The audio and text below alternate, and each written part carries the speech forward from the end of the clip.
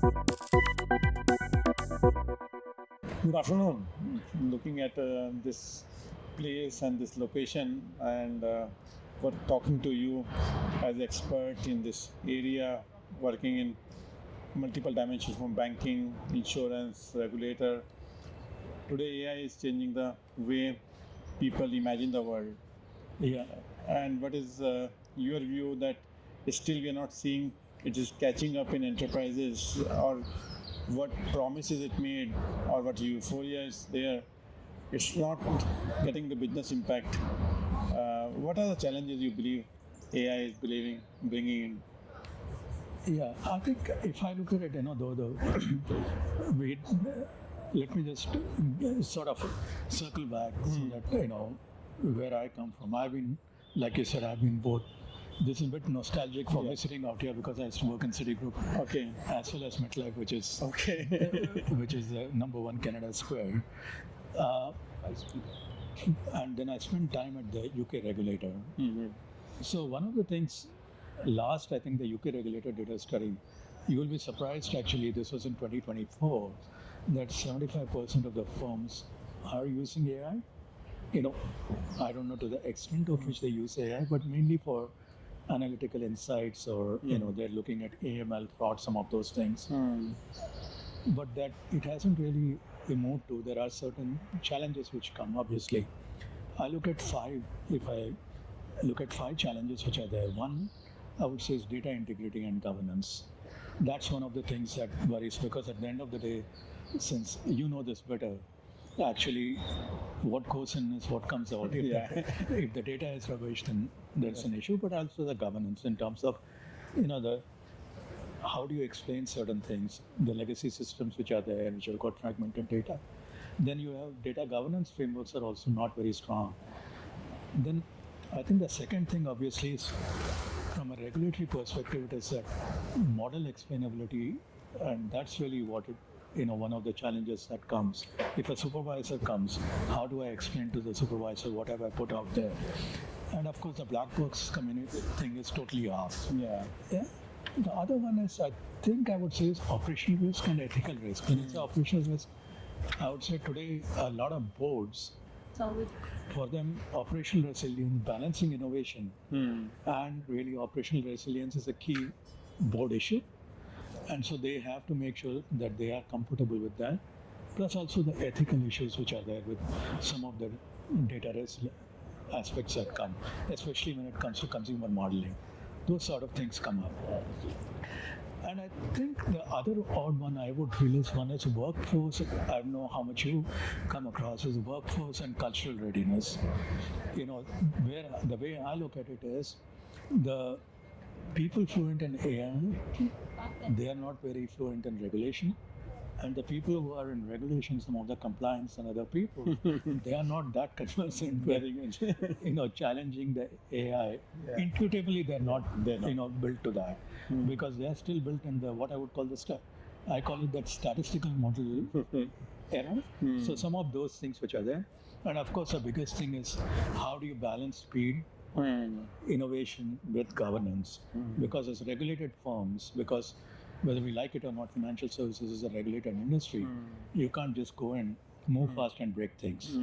So you have to, I think, embedding governance is possibly one of the biggest challenges. That's what I would say. I'm not sure what have you faced when you work with firms? We are in this space, Rangan, from last 9 years. Way back in 2016, we set up first AI set up in US and working with some insurance player. Yeah. And we spotted that underwriting has a lot of knowledge which is sitting there in documents, and a lot of complexity, high amount of complexity in the document.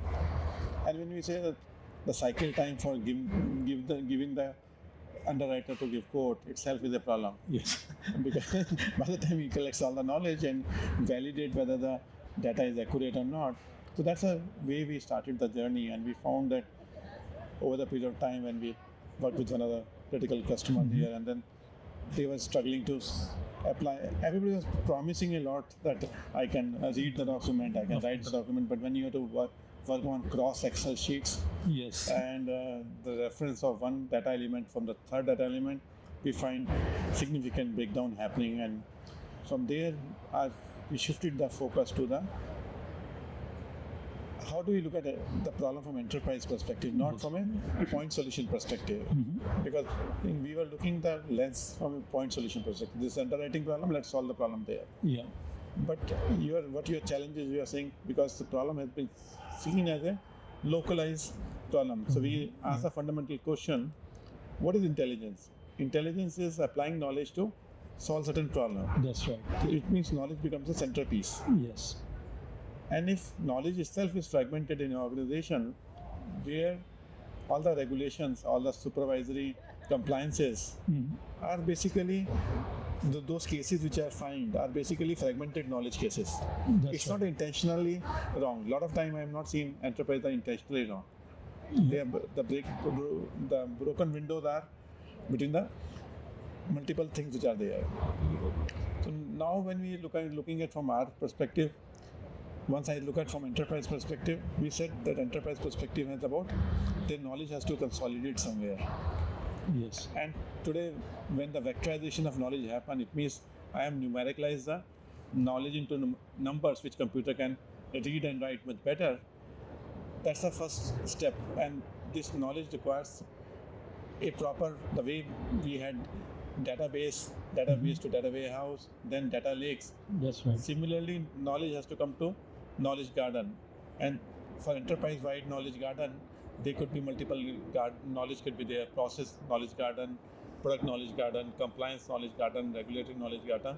Yeah. That's what we thought is a starting point for us to start applying my agentic workforce solutions, which is there, which a lot of euphoria is there in the industry. But do I need agent, or do I need my partner and expert who can work shoulder to shoulder to me?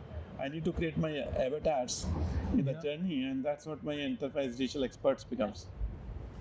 But then governance is a critical piece of who should use what knowledge, because if knowledge is available to everybody, I cannot offer the knowledge to everybody Yes. at a platter. Yeah. Then I need to have the entitlements of the knowledge, distribution of the knowledge, curation of the knowledge, Yeah. and the way traceability of the knowledge, why I'm taking particular decision, if supervisor comes to have a traceability of the decision making.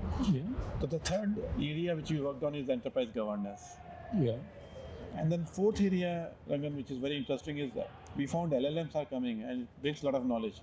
But each LLM brings different kind of knowledge. It's like I'm going to Oxford Library versus Stanford Library versus Harvard Library. All three libraries may have similar books, but not all the books are same. Yeah. And that's what LLMs are bringing on me on table. So how do I optimize LLMs based on three principles: right cost, right speed, and right accuracy.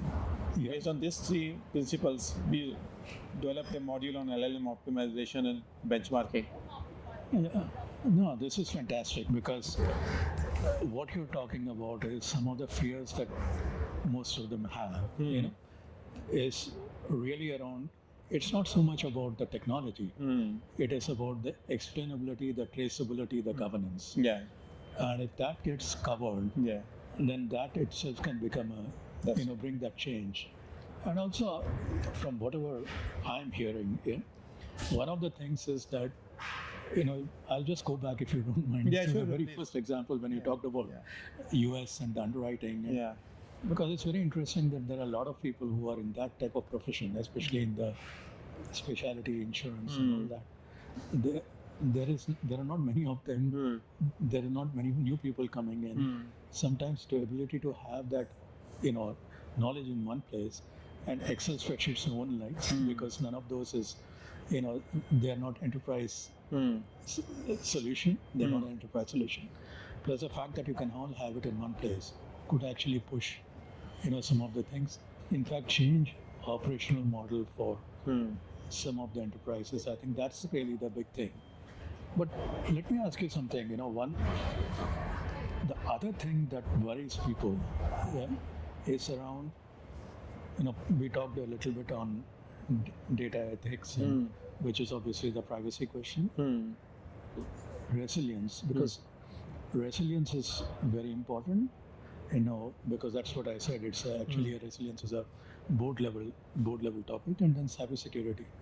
So how do you, look at those and say, Yeah, we brought the real touch point on the board side, because if I'm sitting in a board, I would not like to put my knowledge on a public domain. correct? I'm exposing myself, I'm become vulnerable, and board will never allow my chief compliance officer of any enterprise will not allow me to. Yeah. We propose the shared cloud is okay, but any serious AI player, AI is like an internet of 95. When 95 internet has come in, people didn't know how to leverage it. Only few people could imagine the new way of using internet. Citibank was one of them. City Direct was one instance where they leveraged it to take a 50% market share in City Direct business. Because they could able to, John Reed could able to reimagine in 97 what internet can give a value to it.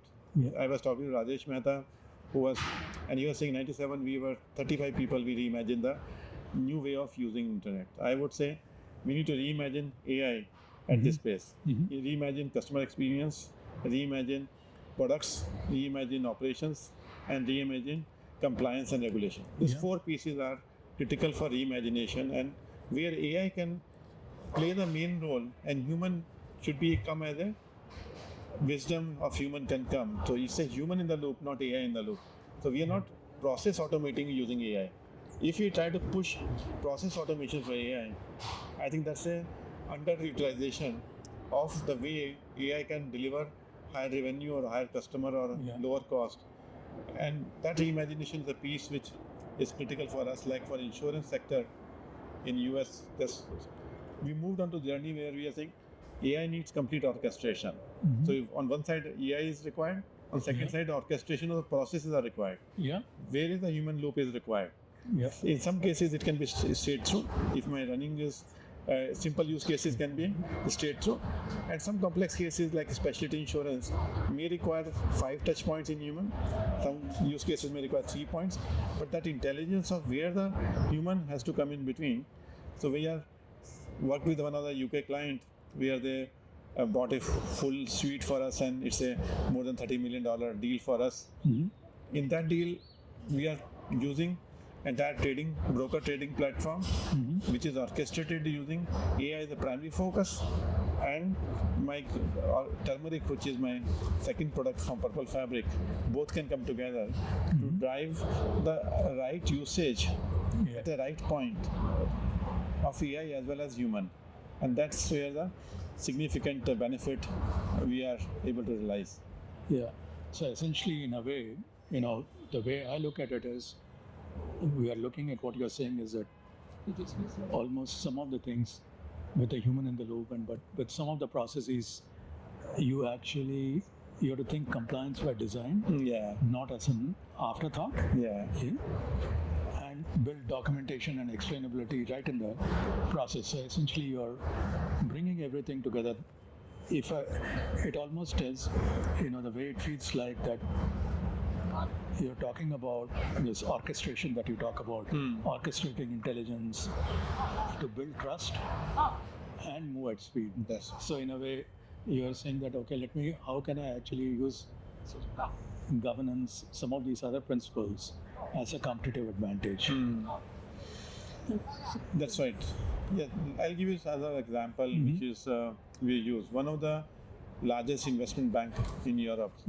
Now they want to use AI they have 8,000 different investments, and they want to look at it that these investments are in right ESG compliance is there or not. Now for ESG, we have now built up in Purple Fabric a full enterprise knowledge garden of 8,000 companies. So this solution, every week it scans all the website of everybody in public domain and dedupe the thing which is the new knowledge which is emerged in any other site, and then curate a knowledge garden for 8,000 companies. Now 8,000 companies, they are seen from the perspective of ESG, but that it has the knowledge which is sitting, they can be used for financial investments tomorrow. But the curating 8,000 company knowledge data garden, it has a 20 million documents sitting there, which is being crawled using various agents. So it's a multi-agent kind of scenario which helps in curating this knowledge. Now this is governed with the proper guide rails and guardrails. Yeah. We provided these guardrails that when you are bringing in knowledge from a public domain, you need to make it trustable input. You can't you cannot mix untrustable documents into the trusted data because it's enterprise area. So building a good guardrails which can have a proper guide rails is an important point to create explainability and traceability of the knowledge. Yeah. So, actually, when you talk about that, so this is not like I'm not pitching, but I'm just saying that if I'm an asset management CEO, all you talked about, the streamlining of data aggregation, intelligent, it can actually help with intelligent investment decisioning across not just its front, back, and middle office. Yeah, in a way, because your enterprise knowledge garden, or what you talked about, and the governance stack, which means that you can have disparate fund data, research note, ESG factors, whatever the market sentiment, and they can literally all be harmonized to, support alpha generation or portfolio optimization, or even regulatory compliance, whether it is SFT, TCFD, various things. So you can actually reduce, reliance on legacy BI systems. That's right, exactly. I think what you are really picked up the crux of the platform versus business impact AI versus the AI as a service. A lot of point solution give you the specific area, but not as enterprise area. So when you are looking for BI platform work on numerical data. Correct. It doesn't work on sentiment data. And a lot of things are in investment decisions are built around unstructured documents, which is significantly large in number. 70% of the knowledge is sitting in analyst reports. That's right. In some sentiments, some quarterly announcements. So each quarterly announcement, the management gives us a speech and guidelines. Now all of it has to come into some knowledge garden, which can be verified that what is the authenticity and traceability of the management index can be there. And this is so much possible with all the 4 technologies stack which we are bringing: enterprise knowledge garden, enterprise digital expert, enterprise governance, and LLM optimization. So these 4 tech stacks, they work with under 217 technologies we work on. So one of the wealth customer in UK, one of the largest wealth player, what we are doing is they're using it as knowledge as a service from enterprise knowledge garden to be given to their relationship managers. So when they have a question, the answers are coming from their own knowledge garden, not from a third-party knowledge garden. Excellent. Not LLM knowledge garden. So 18,000 of their advisors are using this platform for giving knowledge as a service. So you take data as a service from BI platforms, and you take knowledge as a service from knowledge garden to create expertise as a service. So that's what I think is the third use case, I would say, where our current approach is going well. Actually, I can think of one thing, because both on the wealth and when I look at wealth and the life and pension side, currently in the UK, of course, you are very familiar. One side is the consumer duty, where a lot of what you talk about, it can bring to life a lot of the use cases out there. But there is a very interesting thing which is coming up right now. It is called advice guidance boundary, where the regulator as well as HMD, the Treasury, they are looking at how could we give targeted support to individuals, because not everyone, like a wealth, was going to pay that much amount of money as an advice fee. But are there other things which life and pension companies can do? But they have been told that they can do only based on the data that is available with them. So what the way you're talking about, I think there can be a good use case. Both life and pension company and wealth management companies can use for getting data out to give nudges, being able to support customers. That's right. Without necessarily going for full-fledged advice. So everything can happen. On one side, you can do essentially hyper-personalization to the extent that we are talking about, but at the same time, you can also support it with nudges and other things which are available. And what was more important for me when you said the knowledge garden is sitting on that company's data and they're not looking outside. So it's a great use case. And we recommend that companies should have their own cloud on which Purple Fabric could be there, not public cloud. So the enterprise knowledge garden should be their proprietary knowledge garden, in which like a data lake is their proprietary. This should also be the proprietary thing. They can consume LLM on the case to case basis for what they are solving. Like in enterprise knowledge garden, one use case is enterprise GPT. We are using Chat GPT, which gives me global answers. But I don't. If a branch manager needs an answer to give a cross-sell opportunity, or the RM has to give a new product to the customer, today we are finding maximum time that if there are 10,000 branch managers, hardly they know their own products in the bank. So just knowledge and service and enterprise GPT is a low-hanging opportunity for most of the enterprises to come forward. But with the right guardrails, with the right guardrails and guardrails, what you talked about, correct? Because so that because there is a required transparency and model lineage, so that they can, they can actually, the platform supports that provenance. So thank you. This has come out very well. Thank you, Rangan, for this engaging in a dialogue. We call it a dialogue to understand customer better, to understand the market better, and to when we are reimagining as a technology research organization, which we spend 2 million hours per year on R&D, your perspectives are really valuable. Thank you. Thank you very much.